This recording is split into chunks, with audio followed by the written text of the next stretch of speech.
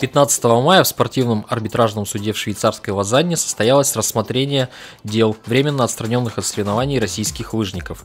Их подозревают в нарушении антидопинговых правил, в том числе и Максима Вылегжанина из Удмуртии. Сегодня лыжники ожидают вердикт жюри. Сейчас ездили как раз на суд в КАС, вчера приехал. Но, так скажем, по словам адвокатов, наших адвокатов, прошло все неплохо.